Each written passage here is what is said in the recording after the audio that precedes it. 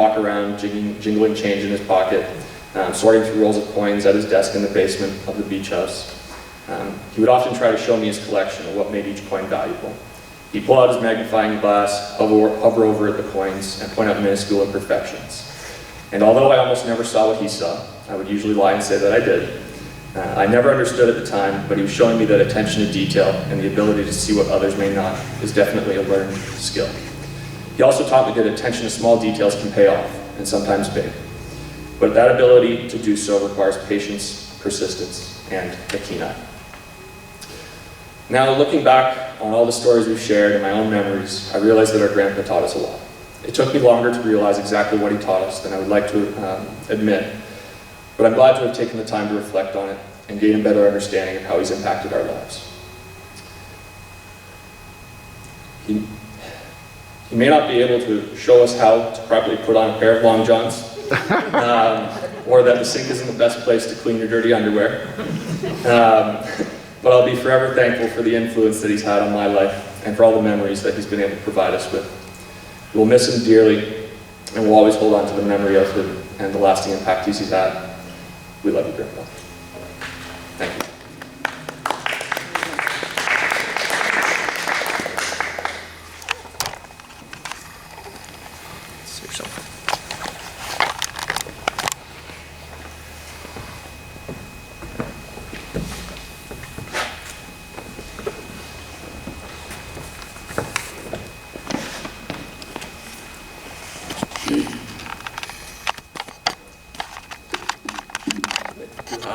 Can you hear me?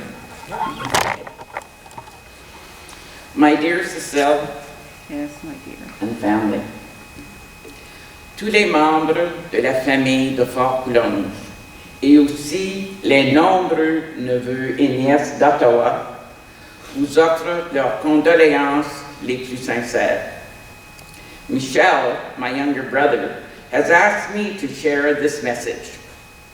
When I was a young man of 19, Régent, my uncle, accepted me in his home in Oakville. I will never forget the generosity and love I received from Régent, Cécile, and the family. Merci, Cécile. Régent was a gigantic man for me. I was always impressed by his presence. He made a difference. Il m'a beaucoup marqué, mais d'une façon bien positive. He was not a yes man, but a man whose values made him stand tall. Encore aujourd'hui, il a une grande présence dans mon esprit. Je n'oublierai jamais Régent de Fort-Coulonge, a true lumber town. He was part of a family of 9 who had 2 singers, Armand for the westerns and Régent the crooner.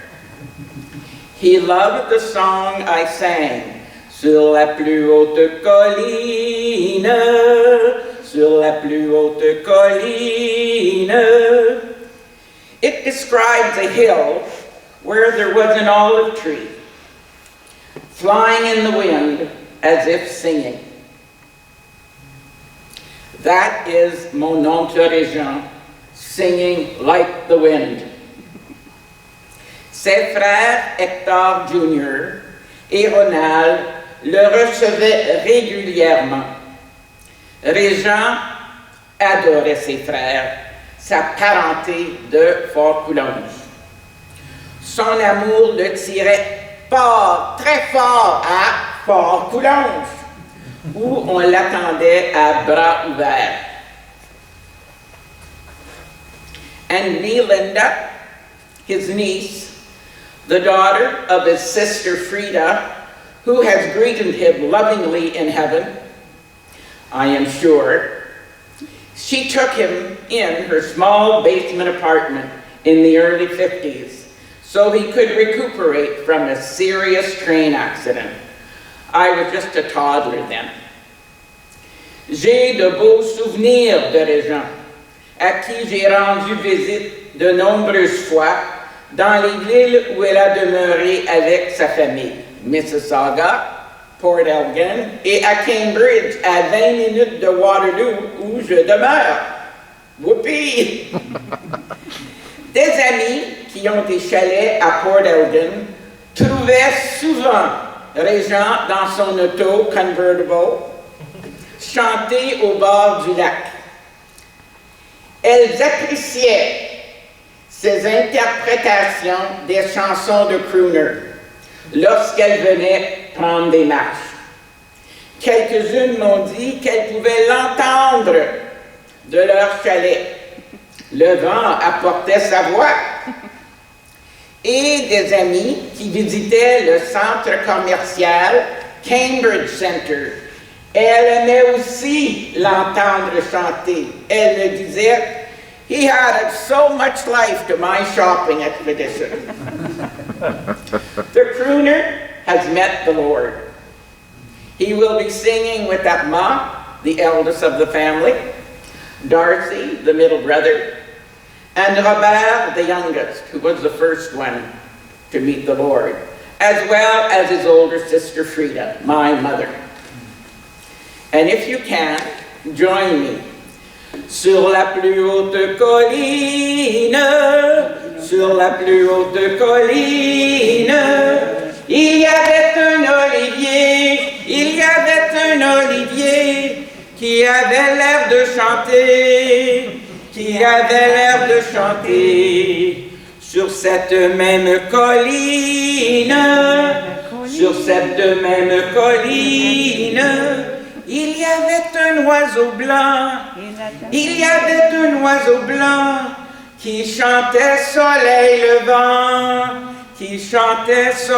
levant, entre cet oiseau et l'arbre, une immense croix de fer, pour tous ceux qui ont souffert, l'olivier de la colline,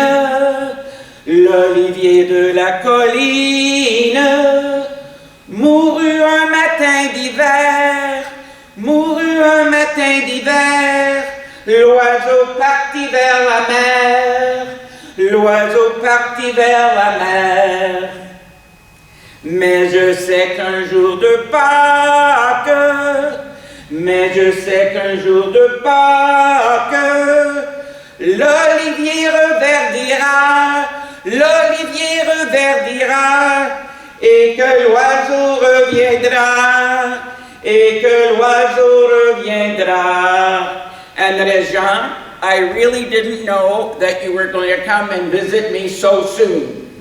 Dear friends, I was backing out of my driveway this morning, 12:30 to come here, and I saw an elderly man, white hair, a white beard, a hat, similar to that one, but in a different color, riding a motorized wheelchair that I have never seen before.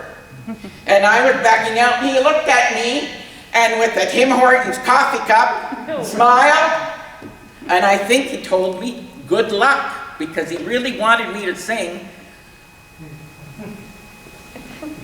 Sur la plus haute colline.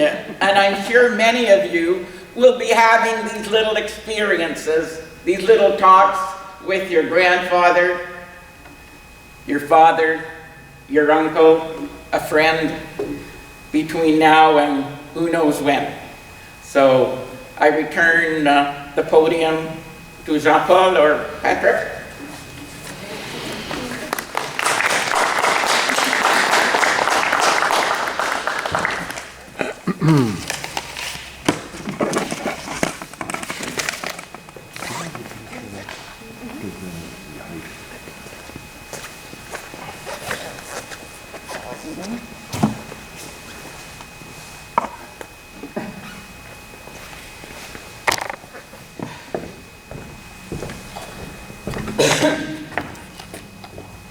Wow, you sing way better than I do.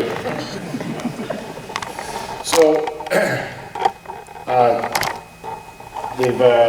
I'm speaking on behalf of the family, and being a professional salesman, I certainly enjoy the sound of my own voice, so I have prepared something. Oh, yeah. Anyway, silly prop.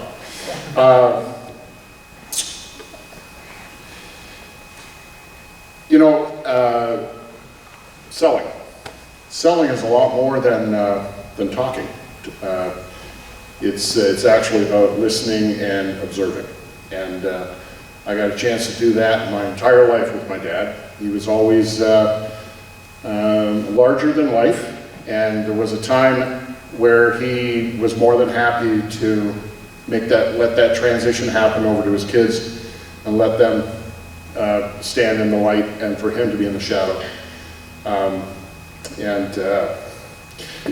You know, it's I've always honored that after my father and I, when I was younger. You know, I think when I was a pestilent adolescent, I'm certain that I wasn't easy to raise at times. I'm still probably not easy to raise at times. That said, I started to understand my father, my mother, and life a little better. It took maybe a little longer than it should have, but my dad always had a very, very strong sense of right and wrong. So, born as Regent Reg Soucie, he had a couple other names. His French name is Regent. Most people in Ontario would have called him Reg. His name was Regent because the priests back then didn't know how to spell it in French because they were English-speaking priests, and they spelled it as Regent, which was really interesting when I started bringing him to hospital appointments, and I had to start filling in all the people on his aliases. And then the strangest thing was that we would start talking about his birth date, and he was born September the 14th, always one month ahead of mine, October the 14th, but born September the 14th, let's say it's 1936. That's what he thought it was. We found out, actually, that it was 1937 when he went to retire from the town of Oakville. They said, oh, no, you still have one more year. And for his entire life, he thought it was 1936. Not because he forgot, but because he wanted his driver's license 1 year early, so he lied. So he grew up in Fort-Canonge, as my cousin Linda Drouin had mentioned, and it's a small town just outside of, it's in Pontiac County, just about 30 miles east of Pembroke, Ontario. As Linda had mentioned, it's very much a lumber town. He was born into a family of the 9 kids. He was the third youngest of a hard-working, honest family. And the patriarch, Hector, I never got a chance to meet. He died just shortly before I was born. But I'll tell you, his mother, everybody called her grand-mère. Everybody was her pet, ma pet. You felt like you were the only ma pet. Everybody, we found out later when we were older, everybody was my pet, and it was kind of disturbing. I thought I was the only my pet. But he adored his mother, absolutely adored his mother, and he had every reason to. She was an amazing woman. And Mom, I never heard that story before, how she put her elbow down on the counter there and looked at you. There's a new one. And you know what, I can see it. Her name was Domatilde, and she was an amazing woman. Collonges would be the most, it was a beautiful place to grow up, I suppose. Tough town, but it was also had a very tragic event occur. When he was a young teenager, he was going to play hockey January 2nd across the train tracks. His cousin Rock, who's 20 years old, was driving them to the outdoor hockey arena, and they got stuck. They got stuck on the train tracks, and the train came and hit the vehicle. My My dad's cousin Rock, he died in the accident.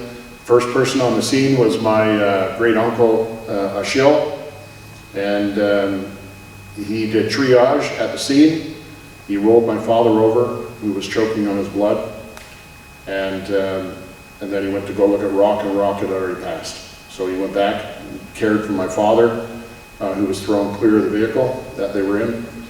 And really, the fact that I'm standing here talking about my father, about that accident, is a miracle. None of us are in this room doing this at the moment if my father had passed away at that point. Having said that, he lived 17 more lives after that. The grandkids nicknamed him Captain 911.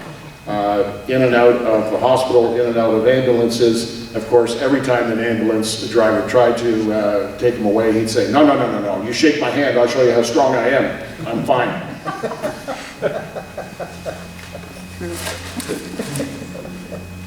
So he went to Ottawa, and Ottawa was important to him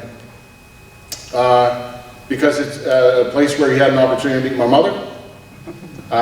It was also his first real employment, delivering bread, and I heard about it every single time he entered the 613 area code.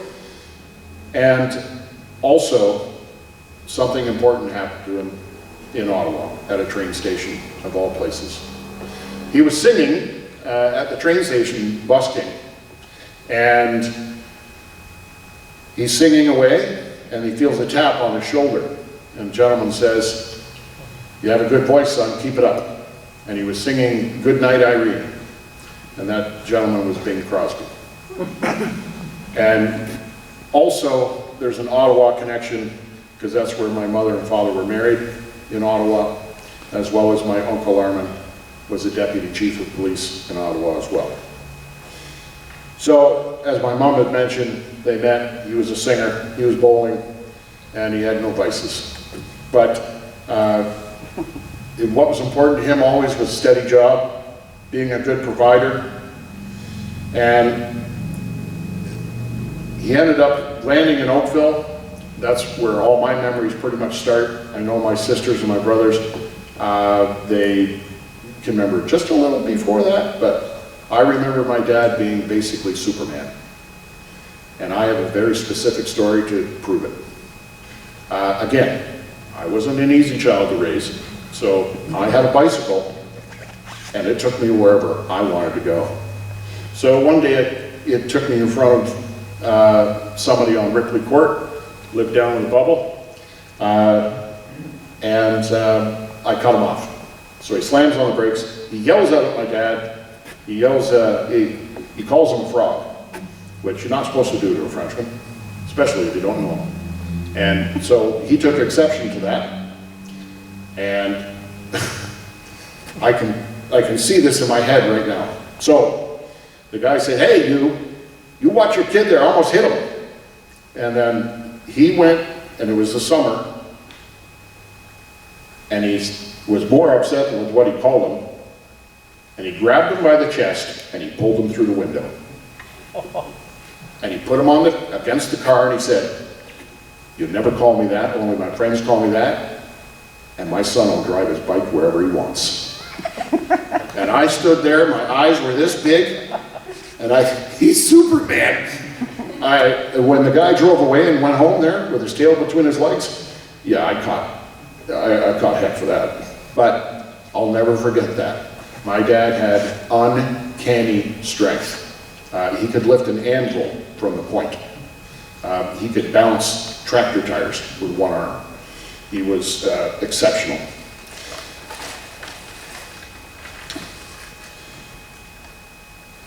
The one thing I do want to mention is that he was exceptionally calm in the face of adversity. He would lose his mind over the most trivial things. If he tripped over one of your shoes because they weren't put away, you would have thought that it was World War III. But if there was something that was going on in life, you could always count on him. He was a rock. absolutely, under the face of adversity, would not cave. And he wouldn't, and he would just sit and think about how he was going to resolve it. I always remembered that, always, and it's a family trait that we do acknowledge in my father. And I just want to say that grief is a very interesting process. It's very personal, in some ways maybe even selfish, because we all have a different experience with the person we're grieving over. The grandkids had a different experience. You talk about the farm and the beach house, and for me it's all about Ripley Court, because that's where most of my experiences were. But grief is a very personal thing, and I just want to share that I came to personal amends with my father. He could be cold and harsh, and he grew up with corporal punishment, so of course that's what he used as well. And but I have a tremendous love and respect for my father, and I came to a personal sense of harmony with him when I was in my 20s, and that totally changed my relationship with him. And I also came to my own personal understanding of his health, that he was on borrowed time. And at the age of 70, I said, every day is a gift. And so I guess, if I could say anything about a message of grief, is that often when we come to a funeral or these types of services, we internalize and think of our own circumstances often. And I would just encourage you maybe to don't leave anything unsaid, because you don't get a chance sometimes at the end. And I have personal harmony with my father that even though I wasn't in the room when he passed, I had nothing left to say to him. Every day was current. Every day that I was with him I was present, and he was present with me. And we had a fun little relationship at the end. And I would greet him rather than "Hi, Dad" or anything. I greeted him exactly how he greeted himself when he looked at himself in the mirror. Every time he walked by a mirror, he'd say, "Hey, Reg!" So that's how I always greeted him near the end as well. I miss my father dearly.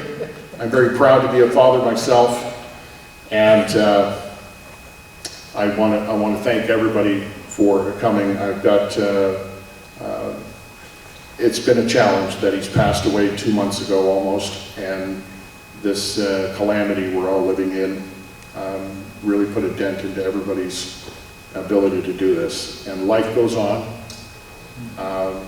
My mother has moved in with me, and we're going to support my mom, and I'm just really grateful for 83 years and for every day after that train accident. So, thank you.